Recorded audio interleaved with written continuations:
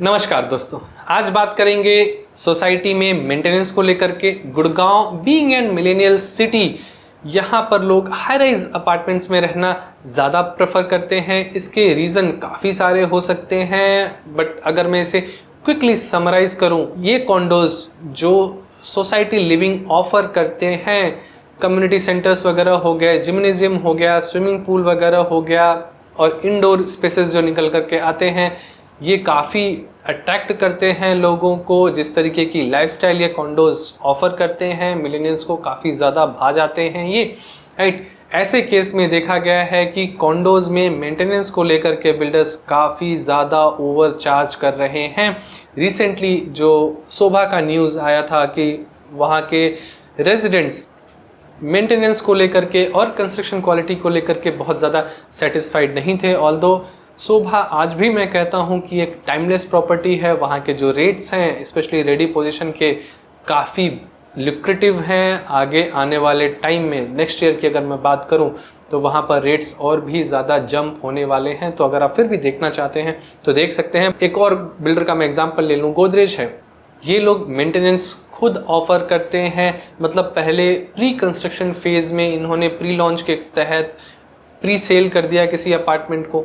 जब ready position आया तो अपने आप को फॉर द लाइफ टाइम वहाँ पर एसोसिएट कर लेते हैं मेंटेनेंस वाली चीज़ों का बीड़ा उठा करके। और अगर मेंटेनेंस को लेकर के वहाँ के रेजिडेंट्स खुश नहीं भी हैं तो उनके पास कोई बहुत ज़्यादा ऑप्शन नहीं बचता, क्योंकि ये पावर ट्रांजिशन कभी बिल्डर करने ही नहीं देते हैं, भले ही RWA फॉर्म हो जाए, राइट। तो ऐसा बिल्डर करते क्यों हैं? क्योंकि इन हाउस डेवलपमेंट टीम है, मेंटेनेंस टीम है, सॉरी। तो ऐसे केस में एक कैश काउ की तरह वो प्रॉपर्टी काम करती रहती है। अगर इन्होंने इस काम को कहीं आउटसोर्स कर लिया है तो उस तरीके के कमीशंस वगैरह देते हैं। तो किसी भी चीज़ को ओवर चार्ज करना, इसमें अगर आप ये चीज़ किसी अल्ट्रा लग्जरी सेगमेंट या अपर क्लास के लिए बात करें तो people are willing to spend more to get good service. But जब हम बात करते हैं मिडिल क्लास की, अपर मिडिल क्लास की, लोअर मिडिल क्लास की, तो उन्हें कम से कम पैसे में ज़्यादा से ज़्यादा अच्छी सर्विस चाहिए होती है। इस वजह से हम देखते हैं कि जो मिडिल क्लास के कॉन्डोज हैं वहाँ पर इस तरीके के न्यूज़ और इस तरीके के जो डिससेटिस्फैक्शंस हैं मेंटेनेंस को लेकर के आते रहते हैं। बिल्डर्स को करना क्या चाहिए, इस पर ज़्यादा ना बात करते हुए, बीइंग एन बायर, अगर आप इस तरीके की प्रॉपर्टी होल्ड करते हैं, लेट्स से आपका X मेंटेनेंस अमाउंट जा रहा है और आप Y रेंटल गेन कर रहे हैं, तो ऐसे केस में X और Y का क्या रेशियो होना चाहिए? अगर आपकी सोसाइटी में सारी फैसिलिटीज़ हैं, स्विमिंग पूल, जिम्नेजियम वगैरह, कम्युनिटी सेंटर वगैरह, राइट, इस तरीके की चीज़ें हैं, प्रॉपरली ऑपरेशनल है, तो ऐसे केस में जो भी आप रेंटल गेन कर रहे हैं वहाँ से वो मेंटेनेंस, उसका पार्ट तकरीबन 10% के आसपास होना चाहिए। मतलब अगर 50,000 का रेंटल आप गेन कर रहे हैं तो वो चीज़ 5,000 6,000 रुपये के आसपास मेंटेनेंस आनी चाहिए। जो मैंने जनरली कॉन्डोज में देखा है कि मेंटेनेंस 6 से 7,000 रुपये, 5 से 7,000 रुपये अगर मैं रफली बोलूं, और रेंट आता है 20,000 22,000 रुपये, तो ऐसे केस में टेनेंट अपनी तरफ से 28 से 30,000 रुपये दे रहा होता है और जो ओनर है उसकी जेब में सिर्फ 20 और 22,000 रुपये आते हैं। और उस प्रॉपर्टी की वैल्यूएशन हो सकती है कि 1.8 1.9 CR के आसपास हो। तो ऐसे केस में ये क्लियरली कहा जा सकता है कि बिल्डर वहाँ पर या जो मेंटेनेंस फर्म है चीज़ों के लिए ओवर चार्ज कर रही है। प्रॉपर्टी में मेंटेनेंस के लिए पैसा खर्च करना कोई बुरी बात नहीं है, और भी ज़्यादा पैसा खर्च करना चाहिए, बट वो चीज़ किस जेंट्री को लग रही है, क्या उस तरीके का कैश वहाँ के इन्वेस्टर के लिए, वहाँ के रेजिडेंट्स के लिए वो एक्सपीरियंस ऑफर कर रहा है या नहीं कर रहा। कई बार मेंटेनेंस अगर उस तरीके का एक्सपीरियंस ऑफर कर भी रहा हो तो क्या वो रेजिडेंट्स वहाँ पर उसके लायक हैं, उस चीज़ को एक्सपीरियंस करने के लायक हैं। मतलब कोई चीज़ लोअर मिडिल क्लास के लिए आप हायर मिडिल क्लास वाली चीज़ नहीं बेच सकते, to be frank, right. But generally ऐसा नहीं होता। जनरली यही होता है कि बिल्डर हायर चार्ज करता है, ज़्यादा चार्ज करता है, जिससे कि वो अपने कमीशंस वगैरह एडजस्ट कर पाए। कई बार तो मैंने ऐसा भी सुना है कि आप मेंटेनेंस टीम को बार बार कंप्लेन करते रहते हैं बट रिजोल्यूशन नहीं होता। ऐसे केस में आपके टेनेंट का एक्सपीरियंस अच्छा नहीं जाता। अगर आप खुद वहाँ पर रेजिडेंट हैं तो ऐसे केस में आपका भी एक्सपीरियंस कोई बहुत अच्छा नहीं जाता। तो ऐसी प्रॉपर्टीज़ को रखना, जनरली मैं प्रॉपर्टीज़ को बेचने के पक्ष में नहीं रहता, बट आज हर एक चीज़ में बूम है, रीसेल मार्केट हो, रेंटल्स वगैरह हो, तो ऐसे केस में ऐसी प्रॉपर्टीज से एग्जिट करना एक समझदारी होगी। यस, किस तरीके की प्रॉपर्टी हमें खरीदनी चाहिए, उस टाइम पर माइंडसेट क्या होना चाहिए, इस पर मैं डिफरेंट वीडियो में बात कर लूँगा।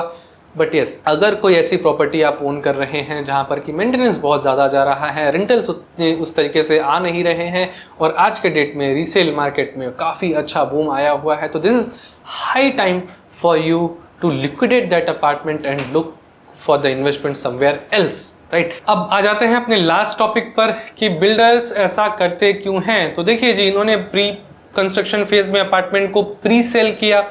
जब रेडी पोजीशन आ जाती हैं चीज़ें तो कैंसिलेशन और कुछ यूनिट वो रिजर्व रखते हैं रेडी पोजीशन के टाइम पर बेचने के लिए, तो उस टाइम पर प्रॉपर्टी को बेचा और वो अपने आप को एसोसिएटेड रखना चाहते हैं अपार्टमेंट की पूरी लाइफ साइकिल तक, चीज़ों को मेंटेनेंस के तरीके से, मेंटेनेंस का बेड़ा उठा करके इस तरीके से कि यस, ये हमने प्रॉपर्टी बनाई है तो हमारा इमेज इस प्रॉपर्टी से ही बनता है, और अगर ये प्रॉपर्टी प्रॉपरली मेंटेन नहीं होगी तो कहीं ना कहीं उनकी ब्रांड इमेज पर वो चीज़ इम्पैक्ट डालेगी और ऐसे केस में दिखावे वाली चीज़ें ज़्यादा हो जाती हैं और जो वहाँ के एक्चुअल रेजिडेंट्स हैं उनको कितना बेनिफिट मिलता है ये कोई पूछने वाला नहीं होता। और जैसा कि मैंने बताया कि RWA को वो पावर ट्रांजिशन वाली चीज़ें नहीं मिल पाती कि वो खुद डिसाइड कर पाएँ कि कौन कैसे मेंटेन करेगा। मेरे हिसाब से अगर किसी सोसाइटी में इस तरीके की आवाज़ें उठ रही हैं कि RWA खुद मेंटेन करना चाहता है, मतलब वो लोअर मिडिल क्लास और अपर मिडिल क्लास वाली चीज़ है,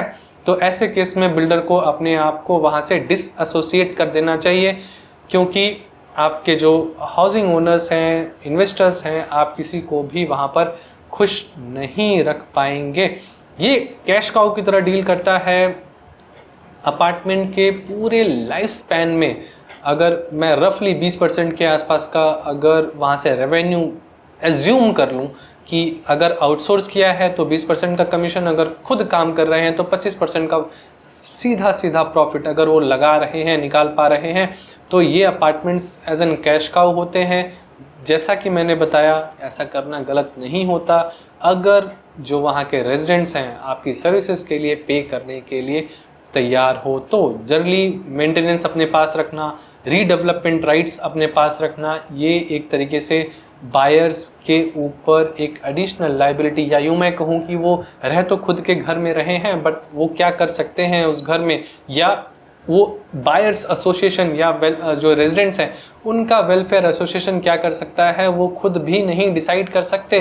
तो इस तरीके के घर को फिर बहुत ज़्यादा घर कहना भी नहीं चाहिए, राइट, जहाँ पर कि बायर्स एसोसिएशन यही ना डिसाइड कर पाए। मैं किसी इंडिविजुअल की बात नहीं कर रहा, बट हाँ, बायर्स एसोसिएशन यही ना डिसाइड कर पाए कि वहाँ पर क्या करना चाहिए, राइट। तो आई थिंक कि मैंने मेंटेनेंस को लेकर के थोड़ा सा क्लैरिटी दी हो। कहीं भी अगर आप कोई रीसेल अपार्टमेंट देखने जा रहे हैं अपने लिए, या कोई फ्रेश लॉन्च में जा रहे हैं अपने लिए चीज़ देखने के लिए, तो वहाँ पर रेंटल मेंटेनेंस वगैरह कितना जाएगा। जब फिर अभी एक रिसेंटली लॉन्च था, वहाँ पर बिल्डर ने क्लियरली मेंशन किया कि इतना रुपए मेंटेनेंस जाने वाला है आपका फर्स्ट 5 ईयर, उसके बाद ये इस तरीके से उन्होंने क्लियरली मेंशन कर दिया। बट जो जनरली देखा गया है कि बिल्डर्स मेंशन नहीं करते, इन प्रॉपर्टीज़ को कैश काउ की तरह ट्रीट करना चाहते हैं, ये एक बहुत बड़ा नेगेटिव पॉइंट है। तो आशा करता हूँ कि इस तरीके की जो मेंटेनेंस और हाउसिंग ओनर की लाइबिलिटीज़ हैं उन पर मैं प्रकाश डाल पाया हूँ। अगर आपकी कोई क्वेरी है इससे रिलेटेड, या कोई एक्सपीरियंस है मेंटेनेंस वगैरह, मेंटेनेंस फर्म को लेकर के, मेंटेनेंस सोसाइटी के मेंटेनेंस के इश्यूज़ को लेकर के, तो आप नीचे कमेंट्स में मेंशन कर सकते हैं। अगर आप इंटरेक्टिव वे में मेरे से अपनी क्वेरीज रिजॉल्व कराना चाहते हैं तो आप एलीट मेंबरशिप एक्सप्लोर कर सकते हैं। और अगर अभी तक आपने मेरा यूट्यूब चैनल सब्सक्राइब नहीं किया है तो प्लीज़ इसे सब्सक्राइब कीजिए। इस वीडियो को अपने फ्रेंड्स, फैमिली, व्हाट्सएप ग्रुप्स में शेयर कीजिए। किस तरीके की प्रॉपर्टीज़ रखनी चाहिए, किस तरीके की खरीदनी चाहिए, इसको मैं अगले वीडियो में ज़रूर बात करूँगा। तब तक और भी बेहतरीन वीडियोज़ हैं इस यूट्यूब चैनल पर, प्लीज़ उसे एंजॉय कीजिए।